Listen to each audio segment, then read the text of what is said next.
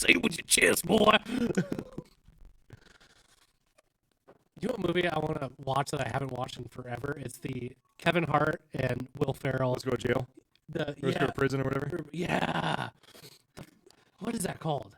It's not Let's Go to. It's I think God Let's damn. go to jail. I know what you're talking That's about. a fucking funny movie. Will Ferrell's like a white collar, and he gets like sent to jail. Yeah. And Kevin Hart, who's never been to jail. Yeah. He's like he has. He's working at like the barbecue place. And Yeah. Yeah. He has to act hard. No, he's the Is it ballet guy. Is it walk hard or talk hard or it's something? It's like walk hard. Yeah, I think, or something like that. Yeah. I know exactly what you're talking about now. Yeah. Oh fuck. I don't know why that, because that spiraled into Kevin Hart comedy where he says, "Say it with your chest, boy. Yeah. Say it with your chest." He's like, picked up my cousin or something from. Going over today. Yeah. My dad walking around in sweatpants. He's a big old digger. Dad, what the fuck? Slanging around. Well, I'm sorry, Kevin. You're talking about his Uncle Terry, I think is what it was about that. Well, his mom died of cancer, and he came in to the room. We're going to find this nigga and kill him. Come on, let's go. It was cancer, Terry. I don't care. I don't care. What's his name? Cancer? Someone's got to pay. We're going to find him. We're going to kill him. Like, it's cancer. Shut up, you little bitch. Yeah. Get the fuck out of here. Take that motherfucker down. Yeah. It's cancer. Go ahead, solve it. He's always like, "Say with your chest, boy." He's like, I am. Yeah. Mom, can I swear? Listen here, you goddamn motherfucker. Too much. All right. So we're going to talk about intake manifold and SEMA. We're going to throw BD some major love here. Especially because it's free love you're getting. Free love. Me and Ryan are about to hit them up basically once they get back from SEMA for contract number dose. Should be good. I'm excited. Yeah, I got all our stats together. I'm working on a nice email and get him on the phone. Good job, guys. Free love. Hell yeah. All right, for whoever's editing this, it is Wednesday, November 3rd. This episode, we are talking, about SEMA. And we were also talking about the new Banks intake manifold for the 5.9 comma rail. Ooh. She's a hot motherfucker. Yeah. She's hot. Makes me want to have a 5.9. Hell yeah. Yep. That good, huh? Yeah, that was good. That was a good burp. I feel like it's been a while since we had Mac and Jacks, but it was only like 3 days ago. This week has gotten so screwed up. It has. So me and Tyler are both creatures of habit. Oh yeah. And we with the DDC getting them scheduled for an episode. And obviously, I'm guessing this comes out like 3 weeks after DDC came on or whatever. Yeah. But to coordinate 5 total people on a podcast. No, well, 6 including Corey. 6 including Corey. It was, that's a lot of coordination. And yeah. There was a few times where we had to reschedule. 6 we people, made it happen. Yeah. 3 different states, 2 time zones. Yeah. Yeah. It's a lot. Yeah. To get all that done. I mean, we got it done, and we did a podcast on a Monday night, which we usually do Wednesday nights. We've been doing Wednesday nights for I think over a year now. Yeah. And I know it's like Wednesday night bowling league. Like, I come home late from work because we do them after work. We get to have a couple beers, we talk some shit, we have some fun, we hang out, and I know the next morning when I wake up, it's Thursday. Oh, hey, it's pre-Friday. It's Friday Eve. Yeah, hell yeah, dude. You should come in. Yeah, it's honestly a nice breakup of the week. Yeah. I mean, once I know Wednesday podcast day is over, it's like, okay, we're at the tail end. We're done. But so we had a podcast on Monday. It's felt like Thursday part 3 right now. Man, it was. Love the DDC guys, by the way. Like I feel like we could all hang, no problem. Steve's gonna punch me in the nose the first time he sees it. I can't wait to see that. I hope he does. Yeah, I can't wait to see that. I might inadvertently kiss some of them on the mouth because they were like, we'll send you test wheels. I'm like, I'll go get them. Yeah. I want them to be the official wheel sponsor of the podcast. I think they are such a perfect fit for that because it's like a utilitarian working man's dually badass wheel. Well, and they're just good dudes. Yeah. Yeah, they're cool guys. Like that's half the reason why I like sponsoring people who we like, folks like BD or No Limit or something like that. Yeah. Not sponsoring, but them sponsoring us. Like it's like I like you. Like let's continue to have fun. Yeah. And that moves into our ad for Pepto-Bismol. Yeah. Let's get this intro out of the way. Thank you for tuning in. This is Ben and Tyler from America's Diesel Podcast coming at you from Spokane, Washington. Not on a Monday. Today's Wednesday, my dudes. Oh, bringing that back. Bringing that back. Is he a frog? Is he a human? Frog human? Spider-Man? We don't know. Is he a frog now? That's a joke. Oh. I thought he might have been dressing up as a frog. Anyways. Well, his human face looks like a frog. Oh. Sure. Here's a couple of jokes on that. Is this man a frog? Has he always been? Wait, he's not? His freaking swimming goggles that he Yeah. wears. Okay. It is Wednesday, my dudes. Yeah! Thank you for tuning in. You can check us out on anywhere that you listen to podcasts by searching America's Diesel Podcast. That covers Google Play, SoundCloud, iTunes, Spotify, all the places that you normally listen to podcasts. You can find us there. You can also catch us on YouTube. YouTube is a great place to leave comments on certain episodes.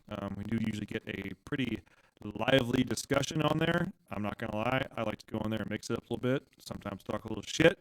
But it's fine. You'll know it's me because I sign him -Ben. Yeah. And huge shout out to Jim Lawrence, our resident fact checker, who has been writing dissertations every episode for free, and I freaking love it. Yeah, I do too. They're good. Yeah. I like them. Yeah. We are also on the Instagrams, the TikToks, the Facebooks. You can find us on there by searching, you guessed it, America's Diesel Podcast. Before Tyler talks about reviews, if you do need diesel parts for your truck, we do have folks on the phone 12 hours a day, Monday through Friday, 6 a.m. to 6 p.m. Pacific time. I said Monday through Friday. I'm going to say it again, Monday through Friday.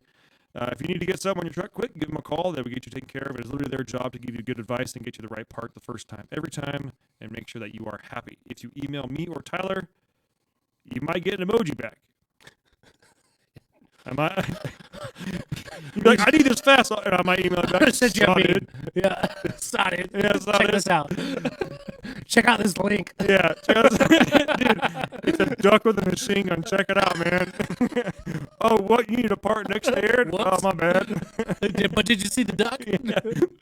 I will say shout out to this random email that I got from a guy, and I honestly don't even know because he hasn't responded back to me, but I think he's trolling me. But his email is, I'm a Marine 69 at yahoo.com. And his email to me was literally like, hey, yo, hook me up, military discount. No signature, no nothing. Searched his email, couldn't find it. I was like, Done, bro. We got you. I was like, I don't even know how to start this conversation with you. So I emailed him back, hello, Mr. Marine 69. What can I help you with? I have not heard anything back. He probably didn't check his emails. Hold on, I gotta find this because the email was actually, I'm pretty sure it was I am a Marine 69.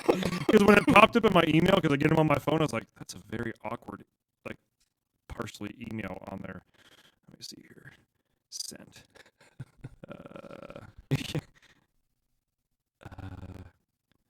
Sorry.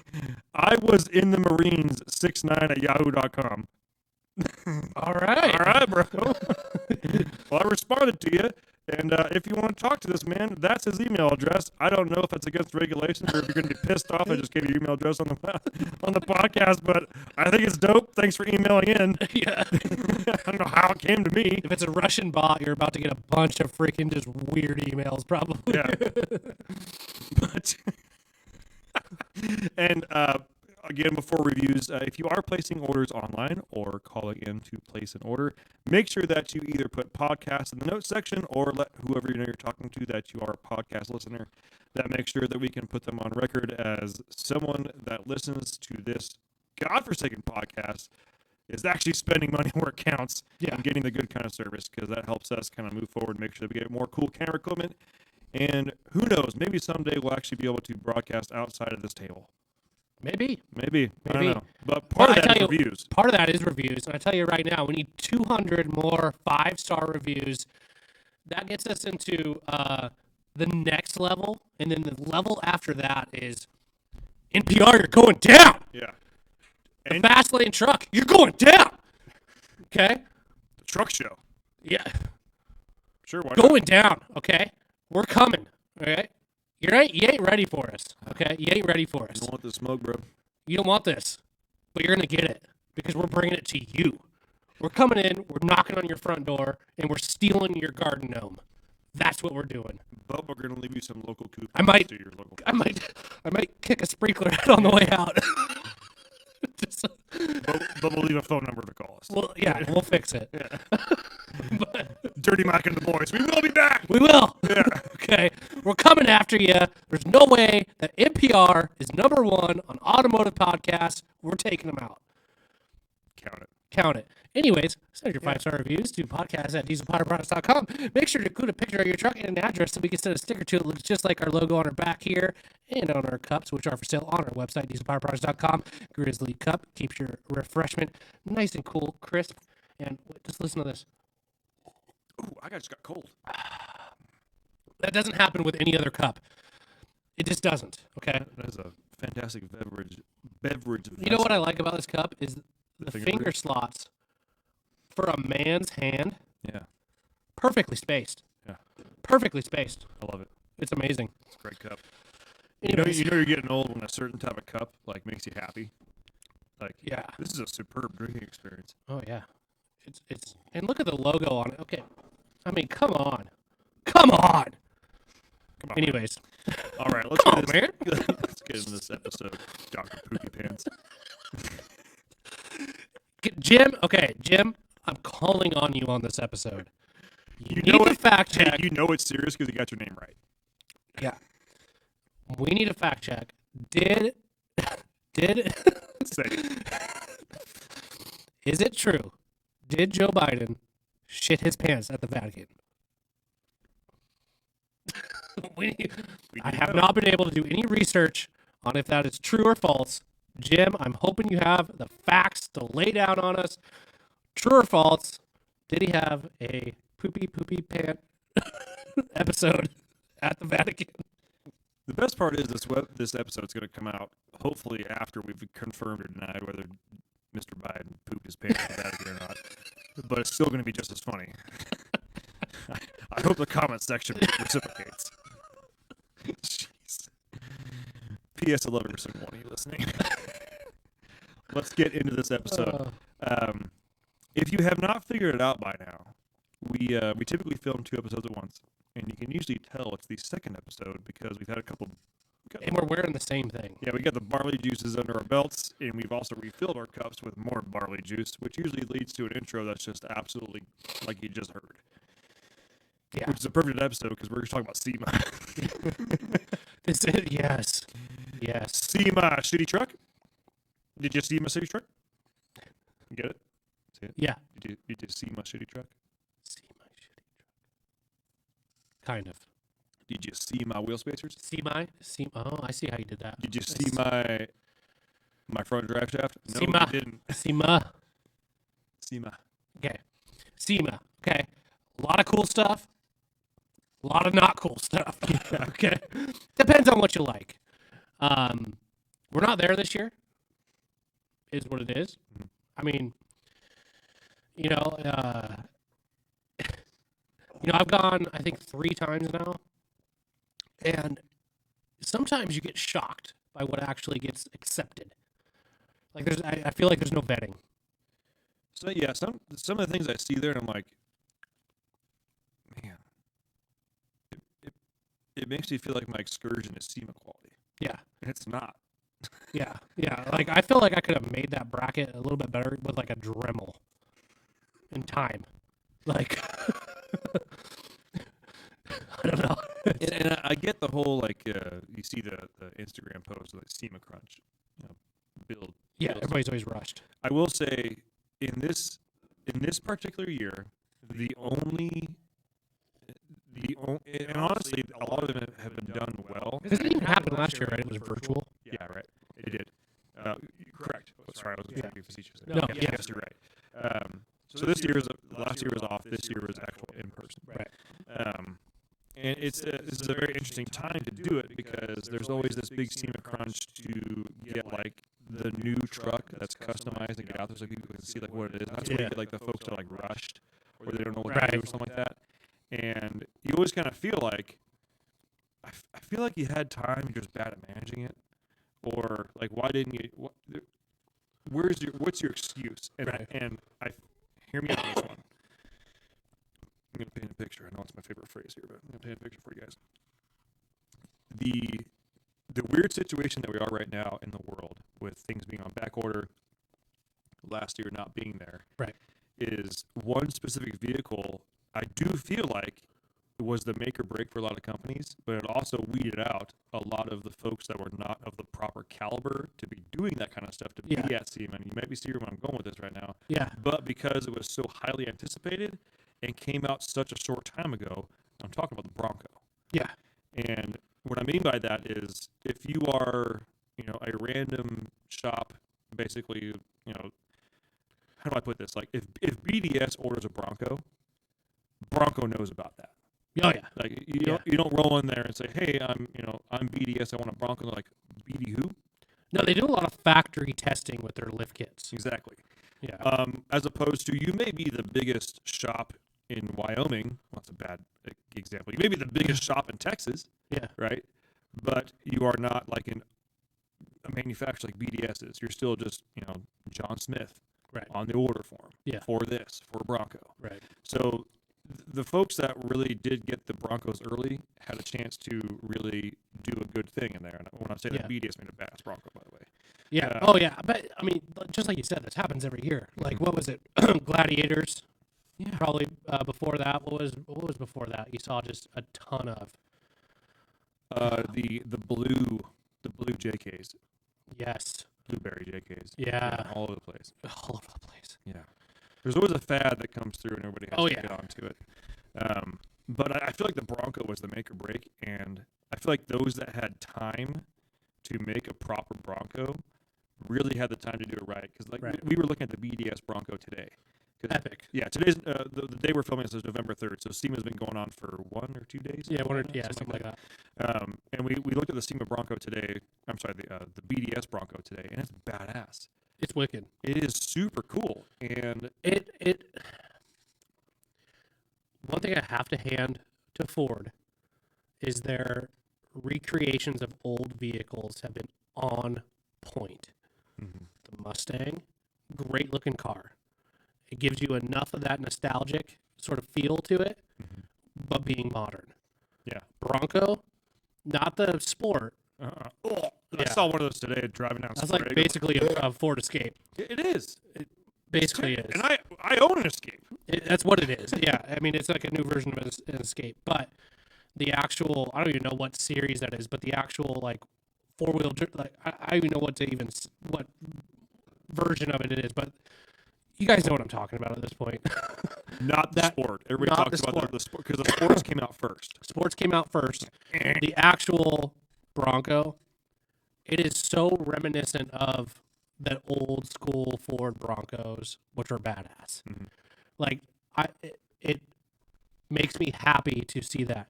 That's why, like with Dodge, like you ruined the okay, I have to back up actually because you know what, Ford, you royally effed up with the Maverick. What in God's awful name is that truck? I saw one yesterday. The Ford Maverick. Have you seen that? No. Dude, it's a pickup truck. Wasn't the Maverick a car? Yeah. Like, wasn't the Maverick like akin to a Mustang? It was like a smaller version of a Mustang. Right. Dude, it's a truck. It's hideous. It was like the predecessor to like an Escort. Like Pinto, that type of thing, you know, right? Was it really? I don't know. No. Do you know what I'm talking about? Like the old school Ford Mavericks were like kind of like not really a muscle car, but like a sportier. I don't even know what you would call that thing. The Ford But- Maverick compact truck. Let me get some more images. Dude, it's hideous. It's hideous. It looks like a Honda Ridgeline, which you'll probably like it since you like Honda Elements. Freaking weirdo. Ford Maverick versus Ranger. Dude, I wonder if at SEMA, when the Ford or not Ford, the Honda Element came out, if there was like SEMA elements. You think? There probably was. Holy, it is smaller than the Ranger. It is hideous. It is hideous. It is. Oh my god. Why would you need something smaller than the Ranger? I don't know, but I saw one yesterday. It is over 10 inches shorter than a Ranger. It's hideous.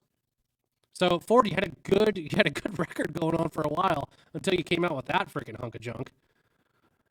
But anyway, that's like when manufacturers do that. Like I hate what Dodge did with the Charger. Yeah, what were they thinking? A cool little car.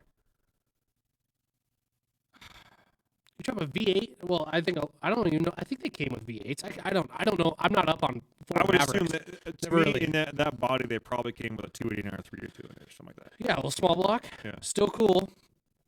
But turn that into a small truck that looks like a Honda Element.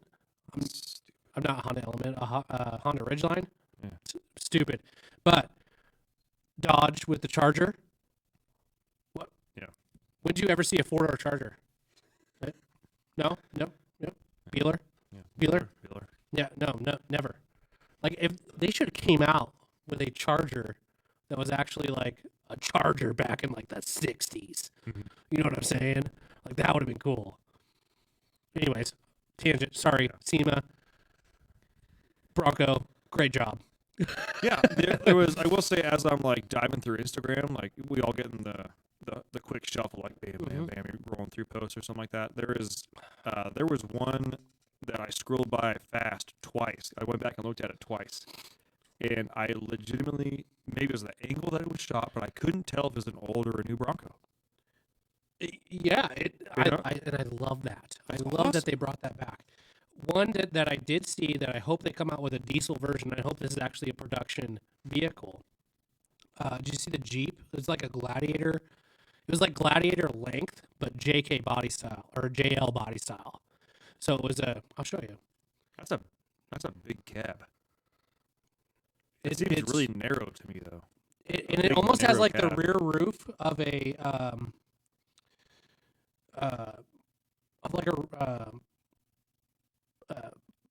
disco, like Land Rover Discovery. Yeah, I'm following you. I'm trying to find it. So it's basically like an Yes, SL this. JK. Dude, look at this thing. If that had a 3.0 liter eco diesel, that thing is wicked. You're not gonna fight again. I think that's stupid. You think that's stupid? Yeah. Why? Why are you buying a Jeep that's longer? Why not? It's like you know how I like big SUVs that have diesel engines. No shit. Yeah, Who are you talking to? I know you do too. Yeah. I don't know how you don't like that. I think that's cool. Look at the roof. It's got an extra little piece of glass back there. You can maybe stand on your knees back there. Look out that window. It's a Jeep. I saw pictures of that and I was like, okay, that's pretty cool. When was the last time you were inside a Jeep and you were Look at comfortable? that. It's got windows at the front too. Oh, we have Kyle on here. He'll probably like it with me. He'll probably sell you some steel granola or steel ground granola, where the hell that is. I can't believe you don't like that. No, I don't. You tell me that's not cool. See, here's the problem that I have with Gladiator. Okay, it's got such a small bed. It's not a truck. What is it? What is that thing? Okay, this at least they put a top on it. And they're like, this is how it's going. This is how it's going to be. Just like a bigger Wrangler. You know how I like Land Rover Discoveries? Yeah. Okay. Doesn't that give you kind of a Land Rover Discovery kind of look? Wow, easy there. Hit Easy there, myself in bud. the face with the mic. Sorry. Like, I think that looks cool. Okay. Listen, you have bad taste. You like Honda Elements. I know. Okay. Okay, but here, and maybe this is just a misconception of how I view the newer Jeeps or Jeeps in general. to me, they seem really narrow. Yeah, I don't like the driving position on them and like the dash setup. Like I'm not a like that's kind of weird to me. Mm-hmm. So, but that I think is pretty cool. It's got a good look. It seems too narrow for me to be of any benefit of having a cab that big. Whatever, dude. All I hear in my head is, I'd get a Honda Element. You know what? I'll put it on record. Like if I had to buy, you already did. I would buy a Honda Element before I drove that. Wow, really? No, you wouldn't, dude. No, sure you wouldn't. You have whatever year those Honda Elements are, and that side by side. And I'm like, hey Ben, you could have the keys to any of these rigs. But you have to drive both of them first. You would still pick a Honda Element? I think I would. Oh my God, are you drunk right now? Anyways, let's move on from the SUVs. What are we talking about here? So one of the we just got so sidetracked. I know. One of the big things that got released at SEMA, which I'm super stoked about. I'm stoked about. It's one of those things where so in the hallway that me and Tyler work in, out here at Piece of Pop Products, if you go down the hallway, there's Josh, who is employee number 2, employee number 3. 2. I'm number 3. Number 3. So he's like as pretty much as OG as they come. There's Tyler's office, there's my office, and Kyle's office. We're all down the same hall. Yeah. And it doesn't take a lot for me to get excited. Right. Someone shows me a panda falling down. I'm like, Tyler, check out this video, man. Yeah. You know, and a trailer rolls into the fairgrounds, and Tyler's like, oh, man, check out this dumbass. And then, usually I'll Dude, being on that side of the office building, there's a lot of, like, before, when it was just, like, me and Kyle and radio over there, we had a lot of stuff go down, like, right there. Like, I saw a car accident right out my window. It was great. Sorry if anybody got hurt. It was freaking awesome to watch. But what I'm getting at is it takes a lot for Josh to get excited. Yeah. About anything. Yeah. Right? So in our hallway, noise travels. Like I can hear Tyler's office. I'm sure you can hear mine. I can hear. We can all hear each other's offices. For me to hear the tone of Josh's voice excited about something, either that means someone's in a lot of trouble. Yeah. Or something genuinely cool happened. Yeah. And so I hear, dude, Josh. He's like about to leave for the day. He's like putting his coat on. He's like, Tyler, did you see this? Come in and look at this. The difference between where it's like, when Josh is pissed, like, Tyler, get in here. He usually will just send me a message. Yeah. Or you hear him like Falcon punch his desk. And, what do you need, Josh? Yeah. But this one, oh, dude, Josh, check this out. I'm like, holy shit, Josh just asked Tyler to check out a part. Like, I want to know what's going on. Right. Well, so I go and check it out, and I immediately run right to Ben's office. And I can hear the footsteps on the. He's like, yeah. Goes to me. He's like, dude, check this out. And I'm like, well, hold on. If Josh is excited about it, I want to know what's going on. Well, then you hear Josh chime in. I just sent it to Ben. Yeah, I sent you the link. Check it out. Yeah. And the pictures won't load fast enough. Yeah. I'm trying to check it out because Tyler's all in my office. Like, dude, you can hear his feet. Like, did you see this? You can hear him like tap dance on the ground. Like, dude, load the picture. Yeah. Load the picture. Yeah. Dude, BD made this. BD did it. BD did it. Oh, you just spilled the beans. BD. Yeah. One of our awesome sponsors of the podcast. Mm-hmm. They came out with an epic new part for you 5'9" guys out there. 5'9" common rail dudes. You Hell 03 to 07 5'9" common rail guys. The intake manifold game.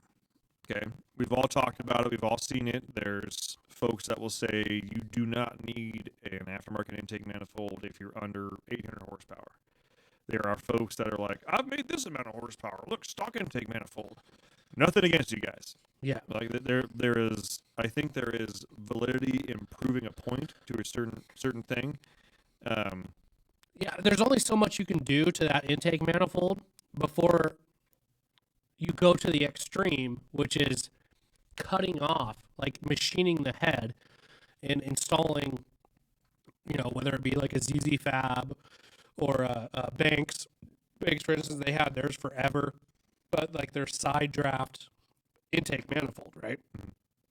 So there was like either you put an intake, we always called them intake horns because it was like so you either throw an intake horn on it or you're pulling the head, having it machined, and having this intake manifold, basically like grafted onto your head, which that's like the ultimate in airflow for the 5.9 Cummins is cutting that intake plenum off, bolting on a legit hole. Like anybody you see with a high horsepower Cummins 5.9, third gen, they've got the side of the head cut off. I mean, all of them. However, BD is kind of came up with a little workaround. It looks pretty cool. It does. I don't know. We have no idea cost or any of that stuff. We've just seen pictures of it. It's pretty wicked. Yeah. So what they're doing, you want me to explain it? Yeah. Okay. So what they're doing, you've got your intake plenum cover, right? That flat plate that sits on the side of the head. And then your intake horn or intake manifold bolts to that. You've got your grid heater in between. Okay. Again, before you'd have to lop all that off, put a new piece on, have that, drilled and tapped and all that fun stuff. Okay. BD, however, they've decided you take that plenum cover off and you'll install almost this like arced sort of cover. Well, and so where this meets that happy medium when you're talking about taking that plenum off, so that plenum basically exposes the runners from cylinder 1 to like 5.5. 5.5, yeah. Almost the entire run.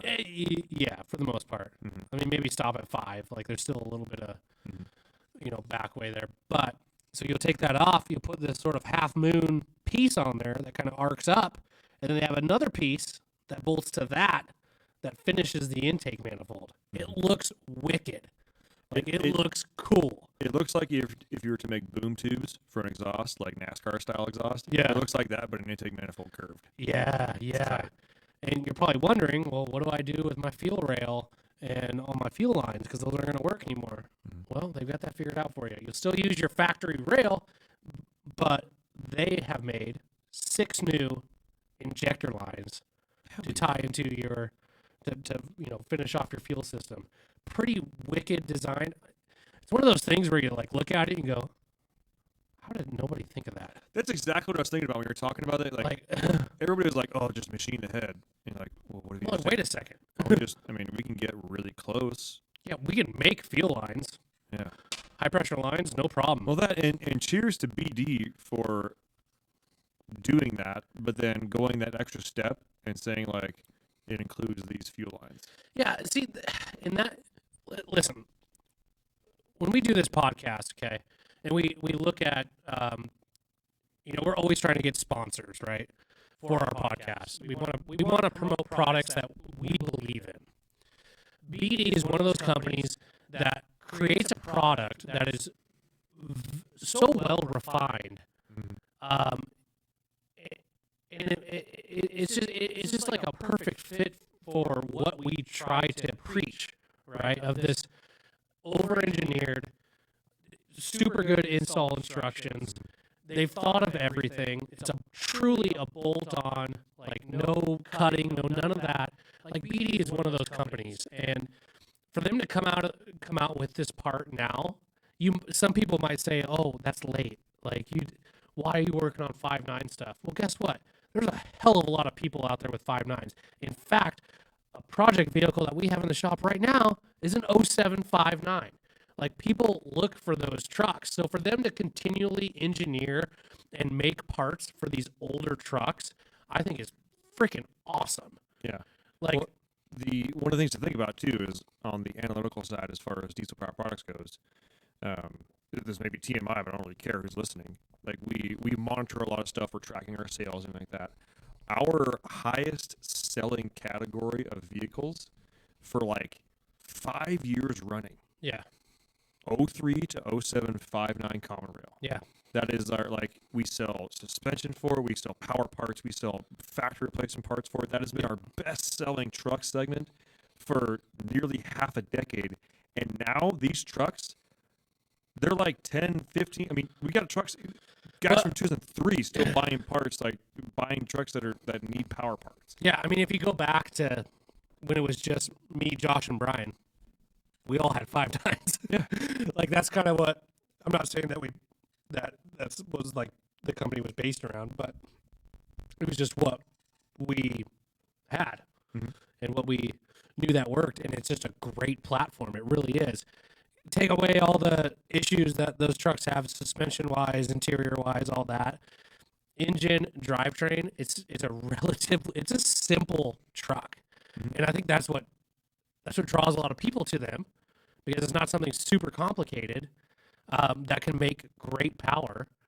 And again, just to have a company like BD that is still looking at those old trucks, I think is super cool. Because everybody is exactly. Everybody is, yeah, it's cool to see all the new trucks, 5th gen Rams, all the new Power Strokes, new Duramaxes. Yeah, there's cool parts for those, whatever. But there's still that 5.9 hanging out that's just like, I'm ready to party. Yeah. I'm ready to party. I'm proven. And there's a lot of them out there. There's a ton of them out there, and people love them. And again, they're a great truck.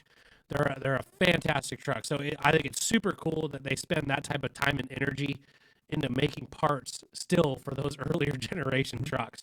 Like, how much R&D do you think went into that intake manifold that they made? It was probably a lot. Like, probably a lot of money went into making that. Knowing that they're going to sell that, because guess what? You just eliminated a huge obstacle for people that want more power on their 5.9, but don't want to freaking pull their head off, send it off to get it machined and all of that stuff. I mean, at the end of the day, you machine that head and you get that intake manifold on there and everything else for that. I mean, you're in that upwards of $2,000, if not more. Well, that, and there is the, like, I'm the kind of guy where if I had that truck and it was a workhorse, I don't really want to be machining ahead to where I now am pinholed into one type of intake on there. I'm not saying that I would want to go away from the BD one or away from like the Banks one or the ZZ Fab. It's just, if I needed to go back and put the stock plug-in back on and do that, I can. Right. I didn't check, and we didn't check the pictures a lot, but I'm wondering, I'm sure they did, but I'm sure there's a hole there for their intake heater. Oh, I bet there is. If they didn't, they would. If y'all did, I'm sure they did. I'm sure they did. I'm not even gonna. No, we're not even gonna say it, because we know the guys at BD. We know they did that, 100%. I'm sure there's boost ports, nitrous ports, and an intake heater port. So, 5.9 guys, there's some really cool stuff coming out for your trucks. If you want a really, really unique looking intake manifold that gives you pretty much. Well, here's the thing. I haven't seen the performance numbers on it, but as far as design-wise, you want something as close as you can to that cutting off the side of the head and installing an intake manifold. Like, this is your jam. This is going to be awesome. You know what I really hope that BD does? And keep in mind, once this episode comes out, things may have changed between now and then, because we literally just got the email like an hour ago. Well, so you know what's funny about that is I got an email. Like, we get obviously like company emails from them. I saw on one of the emails that I got was a 5.9 intake manifold. And if anybody remembers BD's intake manifold from back in the day, it was that black intake manifold with their diamond logo with BD in the middle, just a cast aluminum intake manifold, kind of basic. Yeah. So for me to hear that, you know what intake manifold that I miss that I really liked was the Wilson Racing manifold. I've never heard of that. You've never heard of that? No. Oh my God. I got to show it to you now. But so on the everybody knows 5.9, like it's like basically a 4x4 inch square. That is the intake manifold, right? Wilson Racing, which is a huge, they do a lot of LS stuff, a lot of custom intake manifolds. Well, they made an intake manifold for 5.9 Cummins. instead of that square, they opened up the back of the square to like this, right? So it was like a square plus like a small rectangle. I'm going to show it to you. This was was it Wilson? Yeah, Wilson Racing. I can't believe you never saw this. No. I mean, maybe I've seen it, but I've never registered anything to me. Dude, this was a cool manifold. Like this was like hot shit back in the day. So this right is here, like, dude. Images.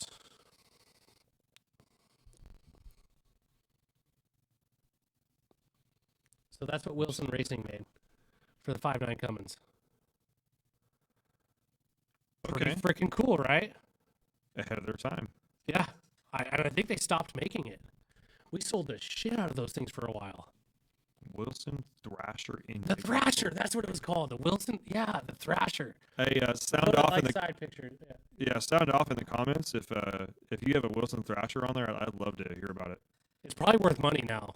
Yeah, Like, came with its I'm own pretty intake, with its own plenum and everything. Yep. But look That's how much they cool. opened it up.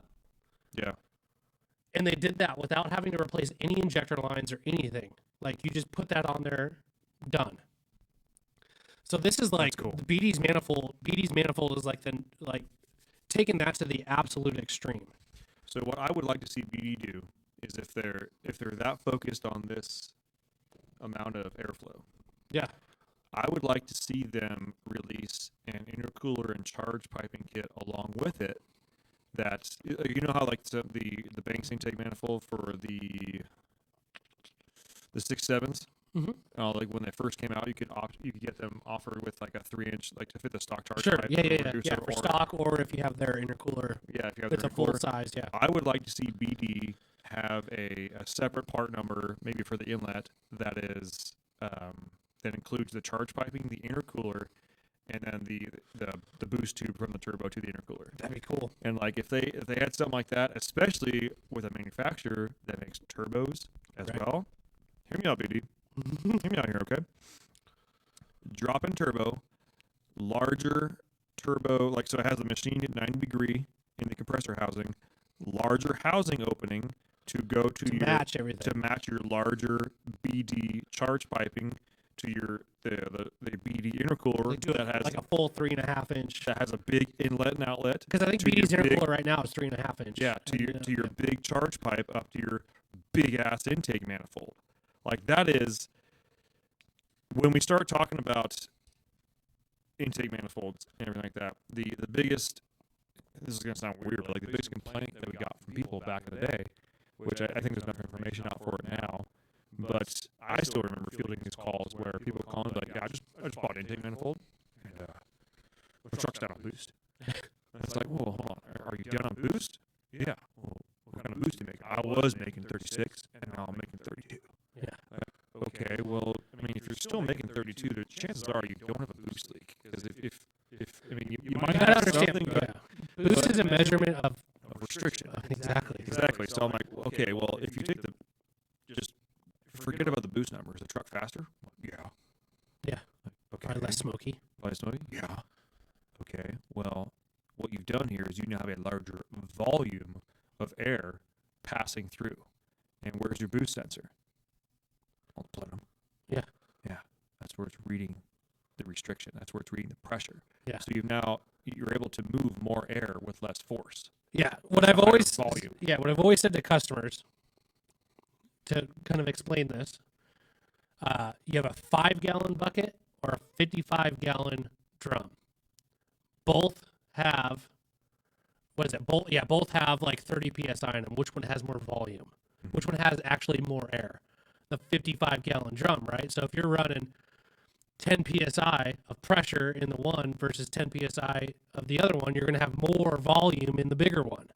Like that's what it all comes down to. It's you've increased the size, so in order for pressure to increase, you've got to add more air, more than what you had before, to match that same pressure. But if you're sticking with the same turbo, yeah, your boost is going to go down, but your volume is going to increase. And that's what you want. Tricky. Volume is what you want, not boost. That's why, well, it's not why like manufacturers don't put a boost gauge on their truck, but that's why the boost gauge is kind of like one of those gauges that's kind of like a novelty. Mm-hmm. I mean, It's it a good is and it reference. isn't, because it's something that obviously can be used for diagnosing. Obviously, if you've got no boost, then you've always got a boost leak. But your boost is going to change depending on the amount of restriction that you have in your system. But so if you're doing all these things to your truck to increase efficiency, increase airflow, yeah, you should actually expect your boost number to go down, especially if you're staying with the same turbo. Mm-hmm. Because all you've done is you've made the area where the air is traveling bigger. Yep. So it takes more air to More fill. volume to fill. Exactly. That. So if you haven't increased your capability of making more air, the measurement of boost is going to go down because the volume has gone up. Yeah. Quote me if I'm wrong here, Jim, but there's a lot of Bernoulli's principle in that one for you guys. Go ahead and Google that, and I'll explain a lot. It's basically, if you want to go to college for aviation, just learn Bernoulli's principle. That's all you got to do, and fractions. But can we do a hard pause real quick? Yeah. I can piss. Okay. Clap it, clip it, clip it, clap it. I took that one piss and then fuck. Got a lot of 15-year-old girl. The Bronco's the red one, right? Yeah. Like red with gold wheels. It's tight. Yeah.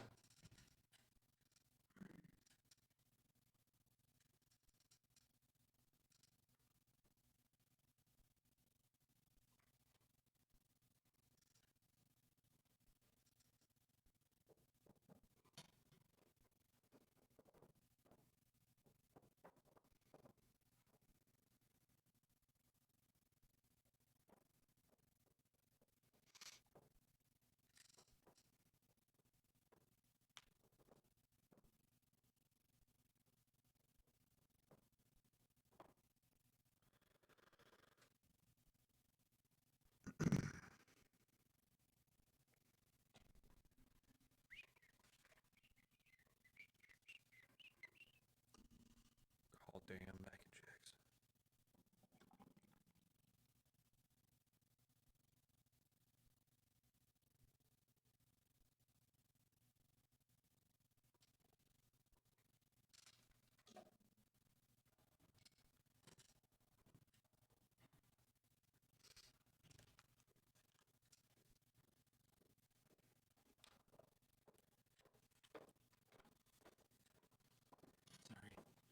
I'm fucking sorry. We're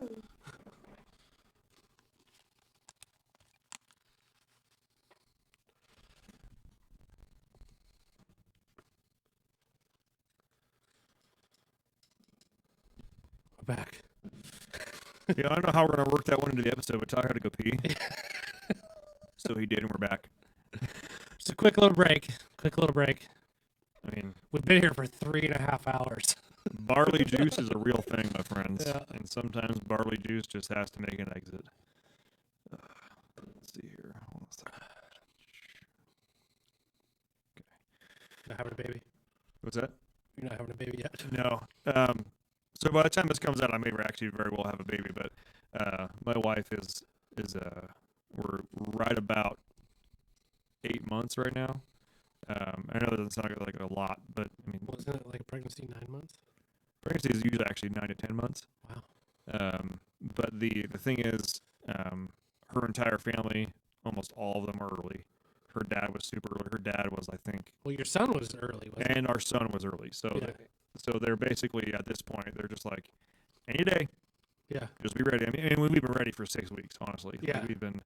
I think it was just a day or two ago we passed where my son was born. What? There was 2 weeks ago or a week and a half ago, there was a little bit of a scare. A little bit of a scare, yeah. She Not was, really a scare, but a scare.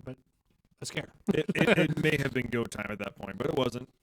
Nothing Yeah. scaring like that. But Yeah. yeah. So it's basically anytime my wife calls or texts me, it's like What's going drop everything, put Right. a customer on hold, I'm talking to them, or like stop the car or whatever. Anytime my wife moves in the building, Yeah.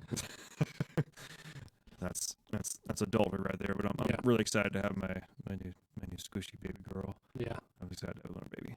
Yeah. I'll be honest. Yeah. Like, any of the dads out there, you probably know what I'm going through right now. This is my second and final kid. We're having two. We got a boy and a girl. We got a 4-year-old boy, Ricky You're Reed. not letting them pick their gender after. I'll tell you what, this girl's gonna have a real hard time picking what gender she is with all the princess clothes we got. Because I'll tell you, like right now we are. We're gonna go on a little tangent here. We're gonna go on a fatherhood, manhood, American man, truck driving tangent. Okay. Okay. This is actually it just happened like yesterday. My son was telling my wife that he is His mother. yeah. My son's telling his mom. Well, I feel My like son was telling my wife. yeah. I feel like whenever you say my son was telling his mother, it's like we're not together anymore. You know what I mean? Right. No. He was, Then it kind of sounds like you got kind of like a bastard child. yeah. My goddamn son was telling my wife. My wife. I tell you what, you don't talk to my wife like this. This goes. Yeah. Now get me a Mountain Dew and shut up. Code red. Yeah. But yeah, so my son was explaining to his mom, my wife, to resolve any confusion there, that he's very excited to grow a baby and have a baby. Right? He's 4. Okay, guys. You had to break the news to him. Yeah, my wife did, and my wife is obviously very pregnant. Yeah. She's not a huge person to begin with, and this is the farthest she's ever gone with a baby. So she is fully popped right now. Like there is no mistake. Like there's the anecdote like you never ask a woman if she's pregnant. You never assume a woman's pregnant. Yeah. My wife is 10,000% pregnant. In fact, if you assume that she's not, then we've got issues. Like something else is going on. Like nobody has a beer belly like that. Yeah. Sorry. Did your beer belly just move Yeah. with the music? How much beer are you drinking? Yeah, it's fun. I can like poke and she'll like punch back. It's fun. Oh, as hell. really? Yeah, it's wild actually. But my wife had to explain to our 4-year-old son, like, no, you do not grow babies. See, I'd be the. You can't. You do not have the physical equipment to grow a baby. That's I wasn't really planning to having a birds and a bees talk with my 4-year-old, who still is just like Thomas the Tank Engine monster truck. Yeah. But I have to explain to him like, hey man, so we call it a ting ting. Listen, you don't have the baby. Yeah. You make the baby. And I'll tell you what, son. Making the baby's a lot of fun. All right. Making the baby's a damn good time. Oh gosh. Straight up. Yeah. I don't know where that tangent was going, but yeah. So, any of you listening out there right now that have kids, or maybe on your journey to have kids, maybe you're pregnant with your first, or pregnant with your second, or whatever. I'm gonna get a little deep here. I mentioned it before in some other podcasts too, but like I as far as like young Ben made it very apparent that I had no plans on making it past 30. Right. Like I'm willingly burning the candle at both ends. I could not care less. I'll sleep when I'm dead because I'm going to be dead at 30. Mm-hmm. Straight up. I'm either going to be dead or in jail. I'll tell you what, if it looks like I'm going to jail, I'm dead. Right. I got powers in my hands, my friends. Yeah. And it all changed when I started dating my wife. I started thinking about life past 30. It was wild. Never thought about that before. Yeah. I don't know why I was a 30-year-old death case, but for some reason, women have an effect on You've that. just always been like just a morbid dude. I have been, I guess. I don't know.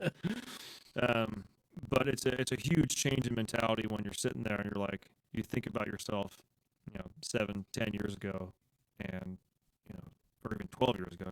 I've been dating not dating my wife, obviously, but like I've known her for a long time now. Right.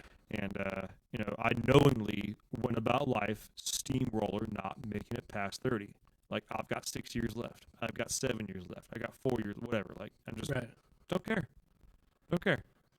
And to be 35 and thinking about how excited I am to have this ball of squishy girl baby after I had my ball of squishy boy baby is a feeling that I can't explain to anybody. It's absolutely amazing. Yeah. And I'm really excited for it. I'm excited for my son to be a big brother. I'm excited for my wife to finally have her baby girl. Yeah. I'll tell you right now, we've got more pink clothes and princess outfits than I know what to do with. I'm totally fine with that. Yeah. My wife was like, for everybody, what kind of clothes do you want for your girl or something like that? My wife is like, anything pink and anything girly. The more girly, the better. Yeah. I am done. I don't know if this is appropriate for podcasts or something like that, but my wife is like, I am done with ting-tings and trains. I want teacups and princesses and everything. So she's excited. Oh my God, she is so That's excited. awesome. Well, you've already got probably the cutest little boy baby. That is like he's pretty cute. He is damn Like cute. he's got like he's just got the whole. He's gonna be trouble once he starts getting older. I'll tell you what. That look that I just had right now. Yeah. Think about that. Yeah. Think about my baby girl. Yeah. Yeah. You're in trouble. For those of you that don't know, I'm blonde hair, blue eye. My wife is blonde haired, hazel eyes. My son came out blonde hair, blue eyed. Just the poster child of like. And I know I always upvote my friends posting their kids, posting babies up. I think babies are cute as Listen, shit. Like I don't have a what do they say? A knife in the fight or what is it? I have a dog in the fight. Dog in the fight. Yeah. Oh fuck, where was I going with this? Oh, there's some pretty ugly babies out there, and I can say that, okay? Because I'm just on the outside looking at it. I've seen some babies that just like. I was I'm not sure how you're gonna work out here, but you guys are, you've already made one good-looking one. I'm hoping the second one's up for grabs here, and the reason I say that is, and I think I have mentioned it before. so terrible. That is so terrible. It's not gonna be ugly. There's no way, right? Is your uncle or your dad? Your dad's not ugly. Not until you hear this. So, both me and my wife were ugly babies. 100%. Really? Yeah. And I'm going to get to my wife second here. But I was a 28-hour labor. My dad said when I came out, because they had to pull me out with forceps. Your head was all It was messed bashed up, and it looked like I'd been in a fight. My face was black and blue. It looked like I came out like fists up, like just like let's fucking go. Like, Yeah.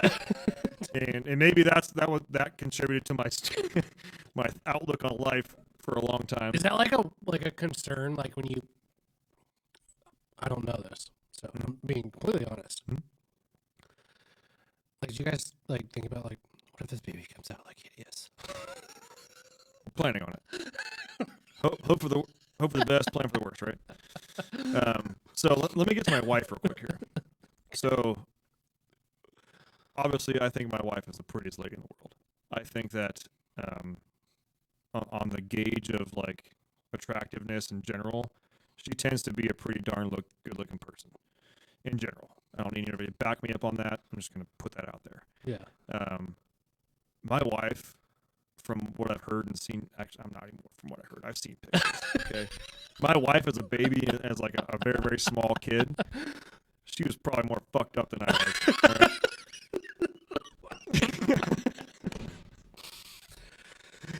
Oh my God! And I'm gonna put a case in point on this. Her mom, and other relatives. Okay, They're hideous. no. They referred to her as Uncle Fester. What? No way.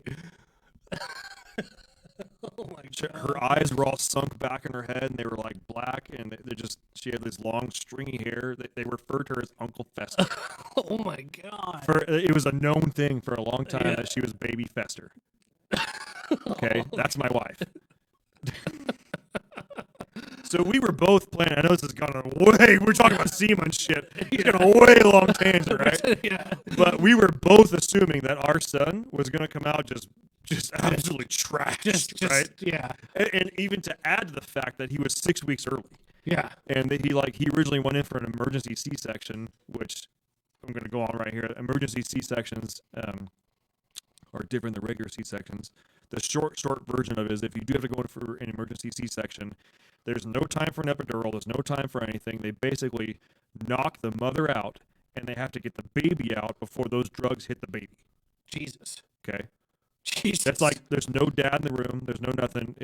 That's where you get like the really, really bad cesarean scars from.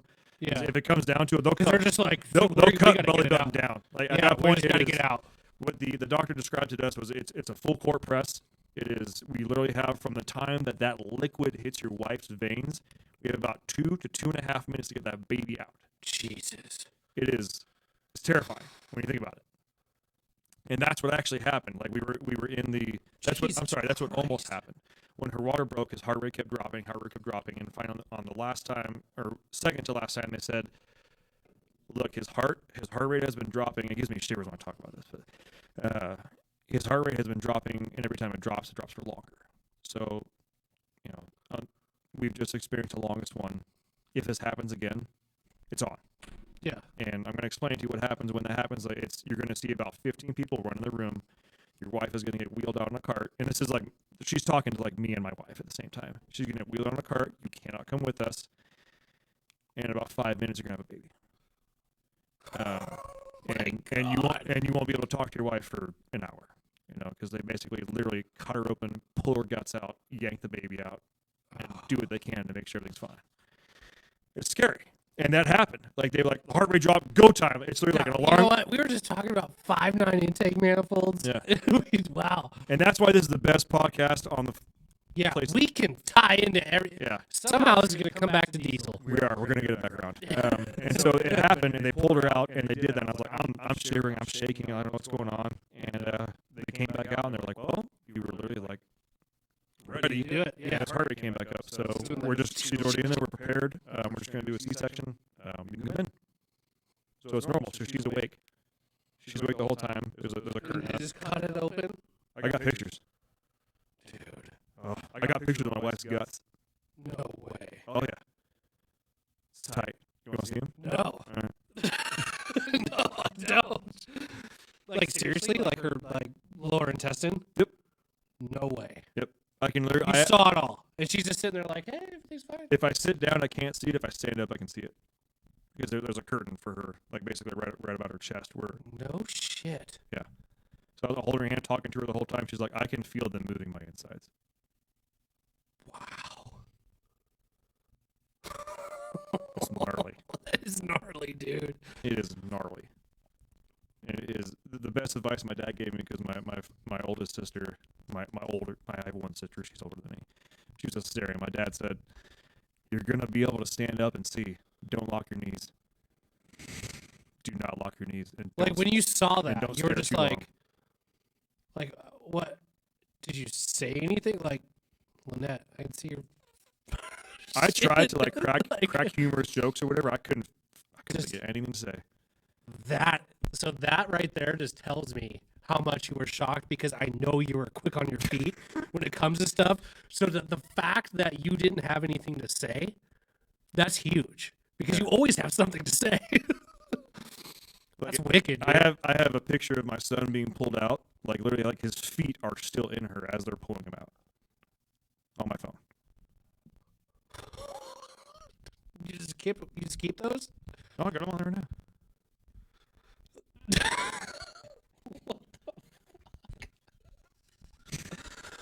Dude, that's fucked up. My wife is an animal. Like, holy. Okay. I have no idea how to title this episode because this one has been it's been a roller coaster of emotions. I once had to pull a transmission and I had to cut a cross member. Does that count? Yeah. Dude, that's wicked. It's crazy. Wow. All right.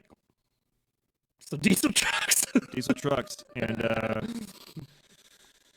yeah, so I had my kid and I'm excited to have another one and I'm going to tie it back around again here. So I had my son. We were living in an apartment and we knew that we wanted to have another kid and we weren't going to be able to fit in that apartment and it was time to buy a house. So I sold my first Excursion. Yep. And was able to kickstart that into buying a house. And now I have you back into an Excursion. Back into my Excursion. And guess what I'm setting up in said Excursion this weekend? What? Car seat number 2. Ooh. I'm stoked. Yeah, that's cool. It's tight. It's full I circle. tell you what, as a someone who once was a kid. I sure hope so. You come out looking like that. To be able to grow up in an Excursion, dope. like that's badass. Because I remember like my dad had this. My dad had a square body Chevy pickup truck, single cab. Like it had a canopy, yeah. Because we would. I remember this one time we went out. Like I think it was camping, and I was walking out on this log on the water, and I fell in, and I got drug up by my pants. Like my dad pulled me up by my pants, and I remember riding in the back of his truck, like just thinking this is the coolest thing ever. Like I don't even care what happened to me. Probably because they didn't want to get a seat wet. Yeah, Yeah. well, it was a single cab, so we all couldn't fit. But no, that's like to be able to like to have that as your like people carrier. That's badass. I'd be lying if I said by the time it was time for me to have kids and be a dad that that affected my car selection.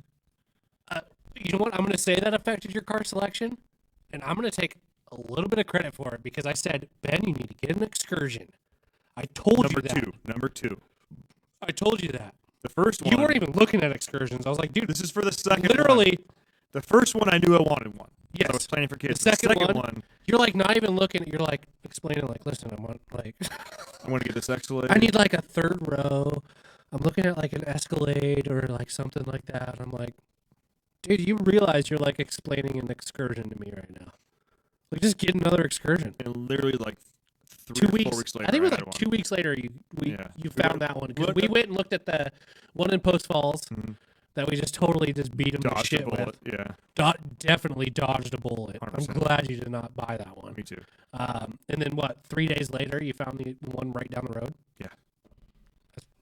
Wow. This episode literally went to everywhere. Las Vegas to Canada to Washington. Like, you guys want to take a trip with us? Yeah. You just did. And I'm gonna go ahead and say again. That's why we're the best. NPR, what the shit you got on us?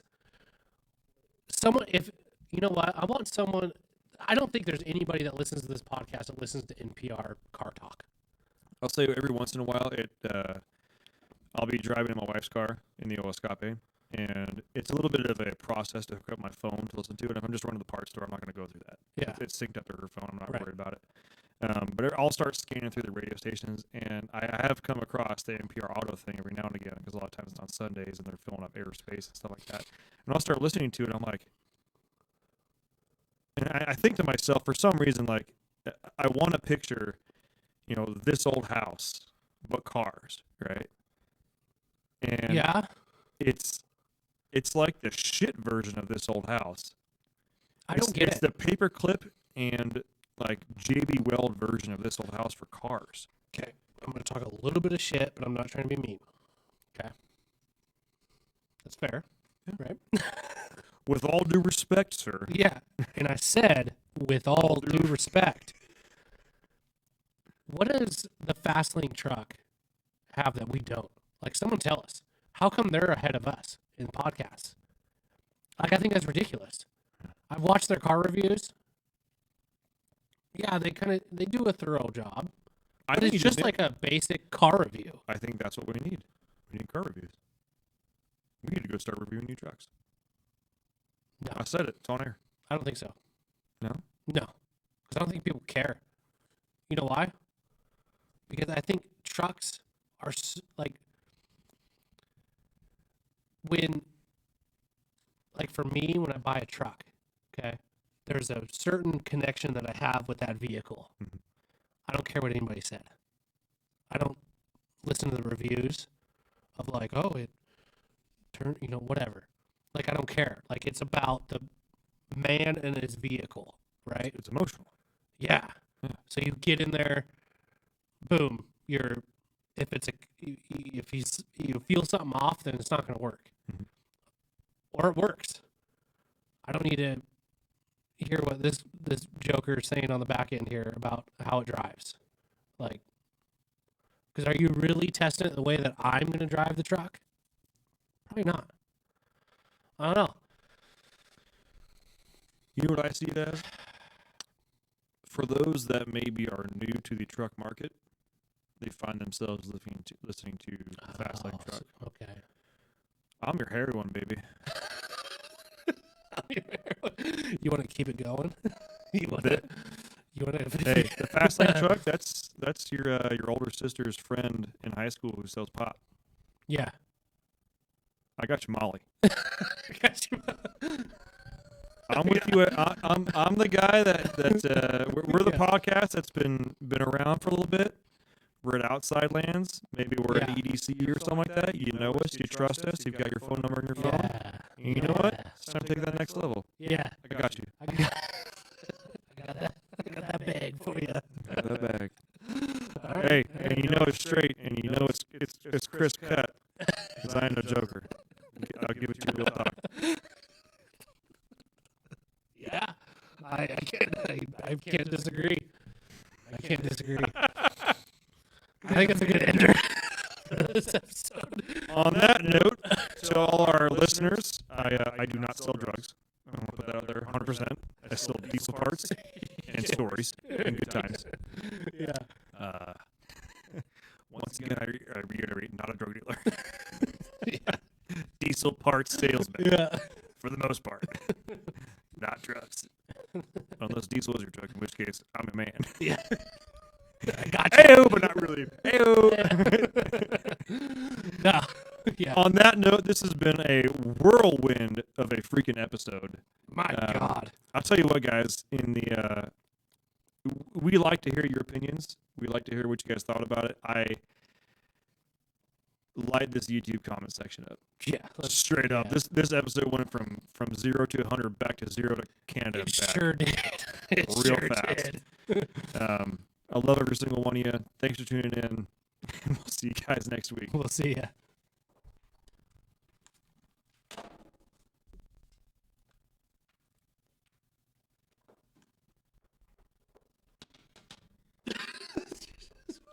All right. I feel like I need to go get another fucking drink on this one.